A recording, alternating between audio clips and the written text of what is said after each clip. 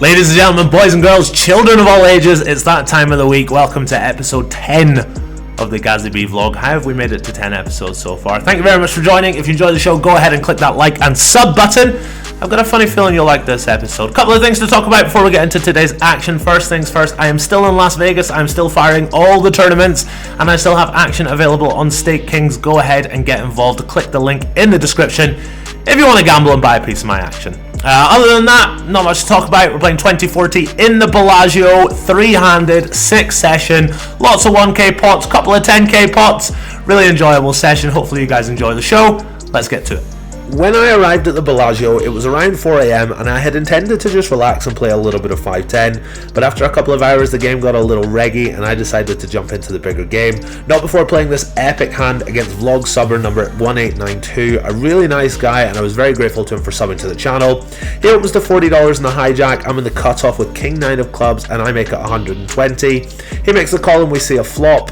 It's a pretty good flop for my range. I decided I was just going to bet everything here for a small size, so I bet $80. My opponent thinks for a moment and makes it $190. It's a weird spot, but with the backdoor flush draw I decided to call. The turn is the Queen of Clubs and my opponent checks. Our hand is too weak to value bet and too strong to bluff, so I check behind hoping to improve on the river.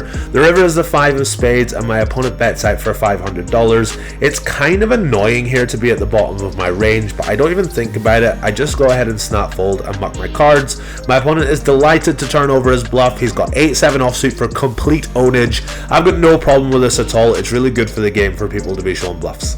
I did have a lot of fun spots at that 5-10 game, but given the fact we're jumping into a 3-handed 2040 game now with an American player and a Spanish player, we're going to skip over the 5-10 hands and go straight for the 2040. The first hand I played, I unfortunately didn't catch on camera. I opened in the small blind to $120 with Queen Jack offsuit. The big one makes a call and we go heads up to Queen 5-4. We've got top pair and I decide to get a little sneaky and check this one. My opponent checks back pretty quickly. The turn is a 5 and my opponent connects really well with this card, so I decide to check again. He checks back once more and the river is a fairly innocent looking offsuit 7. I bet $250 for value. My opponent thinks for a second and makes it $850 to go.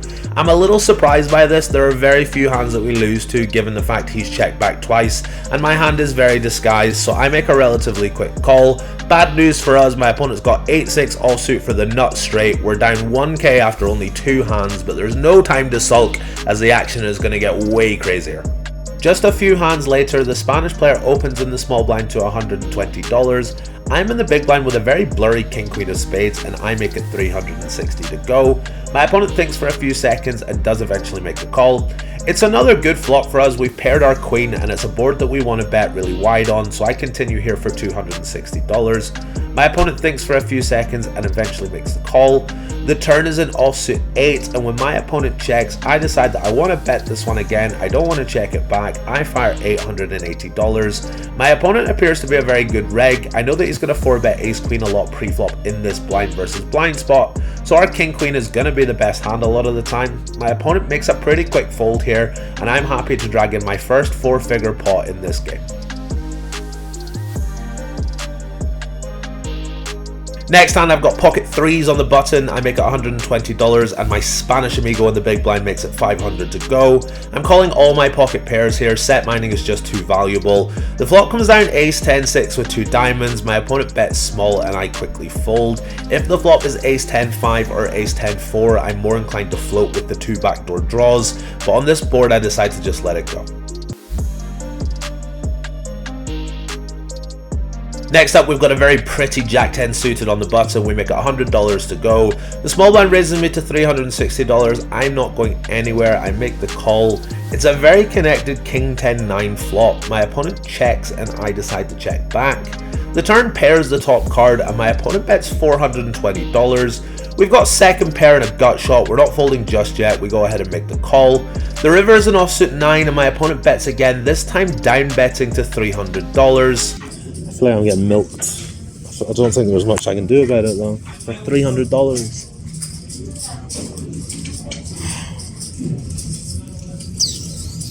Alright, so you milked me. You got a 9. No, you win, buddy. I got 10. Very dramatic call. Sorry about that. That's okay. I feel like a bit of a dick there. It was cute though, right? Yeah, it was, yeah.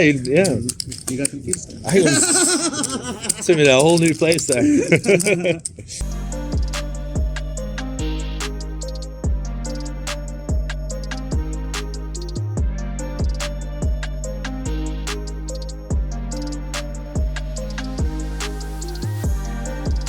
It's a really fun game, everyone's goofing around, and this is signified in the next hand. We've got ace queen in the small blind and make it $140 to go. The big blind defends and we flop top pair with the nut flush draw. I bet $100 and my opponent makes a quick raise to 260. I call and we make the nuts on the turn. After a quick check, I bet $600 on the river. My opponent immediately grimaces and tells me he flopped it. He thinks for a minute and then he says he's going to pull out his phone and randomize for me whether or not he wants to call. He's not the randomizing type, it's just a very fun game. This was the silly kind of thing we were all doing. Unfortunately for us, he randomizes the fold and we don't get paid. We tell him he can pick one. No! For God's sake! You're supposed to pick the queen! Let's go! And as you can hear, he picks the ace of hearts. What a fun game. Before this next hand is played, I realised that if I move one seat to my right, I can record the board with my camera as I play. I wish I'd done that when I'd sat down, but apparently I'm a moron. Next hand, the button opens and I decide to call in the small blind with ace-9 offsuit. This is the bottom of my offsuit ace-x calling range here, but I think it's just about strong enough to call in this specific spot with the right people behind. We go heads up to the flop versus the button. The flop goes check. I lead on the turn for a small amount and the button calls. The river seems pretty safe and I bet $600. Now this is a mistake on my part. I was trying to bet the size of the pot, but I was deep in conversation with both players throughout the hand, tried to do the math in my head as I was chatting and miscalculated. My opponent immediately says I have to call, which is never a good sign. He's got queen 8 of hearts for the flush.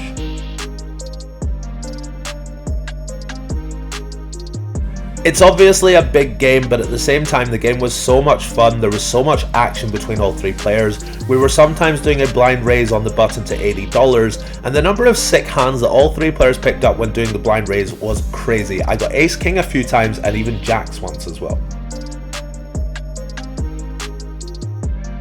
In this hand, the button opens, the Spanish player re-raises the small blind to $400, and I cold call out the big blind with king jack of clubs. I normally never ever cold call 3 bets, but in a 3-handed game in the right spot, I think it's just about okay, and I think this hand makes it in there for sure.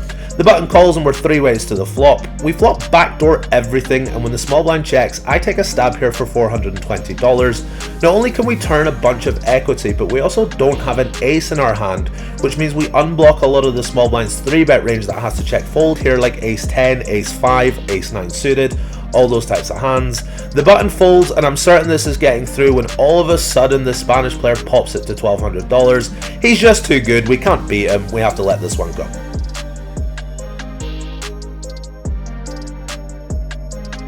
Next up, we've got ace 10 off on the button. We open to our standard $100. The small blind makes it $360 to go, and I make the call. We flop top pair on a pretty draw heavy board. My opponent checks to me, and I put the sneak attack on and check this one back. We turn a gutter, and when my opponent checks, I decide to check back, which in hindsight I think is a mistake. I think we've got a clear bet on this turn, but in my defense, it's about 6 AM at this point in the game. I've barely slept in the last 24 hours, so I'm going to forgive myself for a few small mistakes here and there. On the river, my opponent bets, and I think raising is just a little too thin, even versus the small size. I make the call. He's got 7-4 of clubs for a huge flop draw that bricked. It's really crazy to think about how differently this hand could have played out if either player had put a bet in on any street. In this hand, we're in the small blind with king 3 offsuit. The button folds, I call, and my opponent raises to $140. As we know, he's very aggressive pre-flop. He likes to raise with a lot of trashy hands, so I decide to call the extra $100 and see a flop. We flop bottom pair, the flop goes check, and the turn is a glorious king. I check again because I think my opponent is going to stab a ton here, but unfortunately he does elect to check back. I decide I'm going to bet almost every river in the deck, but the only one I might check is an ace to induce, and what do you know, the river is an ace. I check for a third time, my opponent bets $80. I raise to $400 and he calls me a fucker. All in good fun, of course. After a while he pulls out his phone to randomize, and this time he lands on call. We turn over our hand and we scoop in a very nice pot after that river check raise. Next up is the biggest pot of the night. The game is now 5-handed as the daytime grinders start to come to play. We've got pocket 9s on the button and we make it $100 to go. The big blind is a fresh-faced French player who raises to 440. I call and we're heads up to the flop. It's a pretty safe flop for us. My opponent bets $420. We can't really do anything here other than just call. The turn is an overcard to our 9s and brings a second flush draw. My opponent bets again for $1,000. It's a little gross, but it's a mandatory call for us in this spot. How sick would it be if the river was just a glorious 9 of clubs? How amazing would that be? How truly wonderful would my life be if the rip, just kidding, it's never ever as easy as that. It's the jack of spades, another overcard, the flush is completed as well. My opponent thinks for a minute before putting me all in. It's for around about $4,500 and change, and it is a really tough spot. I'm sitting back in my chair, I'm rerunning the hand through my head, I'm thinking about all the value hands my opponent can have, all the bluffs that he can have, trying to work out what to do. It would be a bit of a hero call, but I eventually decide that I think these players are going to be over bluffing in this spot. Given how narrow his value range should be, he should only really be shoving flushes, full houses, and maybe ace-5 suited. And I decide that given I've got a spade in my hand, I block hands like 9-8 of spades, queen 9, king 9, ace 9 of spades, all those flush combos that my opponent can have, plus the fact I think they will over bluff in this spot with hands that they maybe shouldn't be bluffing with. I go ahead and I make the call. My opponent turns over, ace of hearts, king of diamonds. It is a stone cold bluff. Our hero call is paid off and we have dragged in a massive $13,000 pot.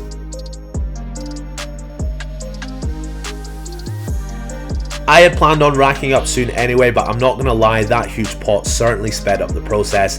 The game was now 20, 40, 80 with a very frequent 160 and even a 320 straddle, which is just a tiny bit too big for my bankroll. So I played this last fun hand to finish. The game's 20, 40, 80. The button opens to $200 off of a 4K stack. I've got pocket 7s in the small blind and make the call. Everyone else folds and we go heads up to the flop. All the players are having tons of fun at the table, and to the delight of the table, I decided I was going to bet $40 in the dark before the flop came out. The flop comes down 8-6-3, my opponent thinks for a moment and makes the call. We've just bought ourselves a very cheap turn card, and what a turn card it is. We've turned a set. We continue betting here for $360. My opponent makes the call. The river is an ace and it's really tempting here to check to induce a value bet from a hand like ace king or ace queen, but I think these hands are just going to fold on the turn anyway, so I think betting ourselves is the best play. I fire out $800 hoping to get one last value bet called before I finish for the session. However, unfortunately my opponent lets this one go. It's been a really fun session, however, unfortunately, all good things must come to an end. I rack up my chips and I head off to the cage so I can cash in my winnings for the night. That brings us to the end of this episode. Really hope you guys enjoyed the show. I won $7,100, which is obviously very nice. I didn't play badly, but I don't think I played particularly well. Just made that really nice call, obviously. But my results haven't been that great for everything above 5. I've killed 5-10, but 10-20 and above has been very difficult this trip. So really nice to get a lot of that back. Almost back to even now for everything above 5-10, which is really sweet. But yeah, it's 8 AM. I'm going to my bed. Hopefully you guys enjoyed the show. I'll see you next time.